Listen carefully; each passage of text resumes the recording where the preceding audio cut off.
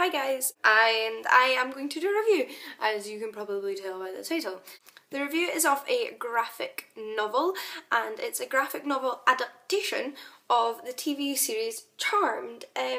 Sorry, because I know that is really reflective, but I did read it on my Kindle, so yeah, that's what the cover looks like. Now this isn't a graphic novel version of the series that were on the television, but in fact a continuation of the series, and it's dubbed season 9 of the TV show, but obviously in a sort of comic book graphic novel form. It's really aimed at people that already watched Charmed and are probably quite big fans and kind of missed it after it finished.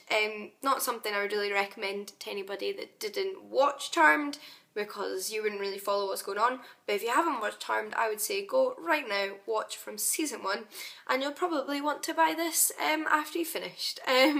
Charmed was one of my favourite television shows when it was on. I have all of the box sets on DVD, and I was really pleased to find out that there was a graphic novel that continued the series. I'll start off with the graphics, since it's a graphic novel. They're quite nice.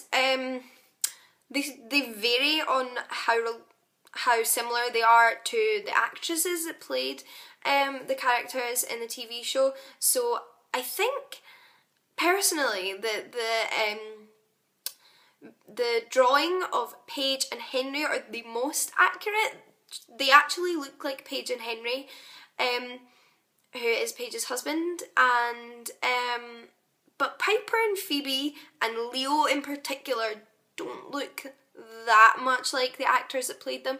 They've got the same kind of hair and everything like that, but facially, if you just showed me one and didn't tell me who it was, I probably wouldn't know it was meant to be Holly Marie Combs or Alyssa Milano, who played those characters. But that's not really, doesn't really bother me. They're accurate enough to for me not to get confused or anything like that, and I wouldn't really be bothered if any of them looked the way they did in the TV series facially, so that doesn't really bother me. One weird thing though, it's not necessarily weird, but because this is volume 1 in the series, it has got different chapters. I think there was 4 from different issues, and I think the artist changes their drawing style a lot, because the first 2 are drawn the same, but the next one, the third one and the fourth one are, as far as I'm concerned, I haven't actually checked, definitely drawn by different artists. They're very different, and in the last, there was a special story at the end, like an extra story that flashed back to the Charmed One's ancestors, and one of the characters in that was one of the demons or warlocks that was in the main narrative. But it took me a while to figure that out, because again, the artist had changed and she looked very different. Yeah, so that was kind of irritating, but not so much that it made me not enjoy the book. Plot-wise, I think it started off better than it ended. I liked the sort of concept at the beginning. I was really intrigued by the sort of adventure that it seemed to be forming. I don't want to tell you what it is because I would ruin it, and it's not that long, so I don't want to give really anything away.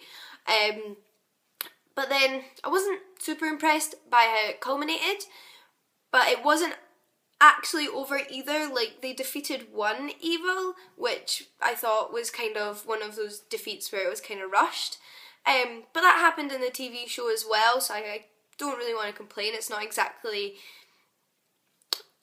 unlike the TV show. Yeah, so I wasn't that impressed by that ending, but because it's not actually over, there's more volumes. This part, some other demons that were involved in the storyline are continuing on, so that kind of kept it going for me. I will buy the sequel. I want to know what happened, and the whole thing was enough for me as a Charmed fan. I still enjoyed it. I still thought it was really nice seeing what happens to them. Yeah, so I do really recommend it to Charmed fans. I would give it a shot if you like graphic novels, if you missed the TV show, any of those things. I would give it a 3.5 stars. I gave it 3 on Goodreads because obviously they don't have stupid half-star ratings. But yeah, I would give it a 3.5 just because it wasn't amazing. It doesn't deserve a 5, and I don't think I would put up with a 4 either, because there was some things that kind of let it down. But it was enough. It was for a Charmed fan. I still enjoyed it. Didn't annoy me. I don't look for things to hate in books, as I feel like some people do.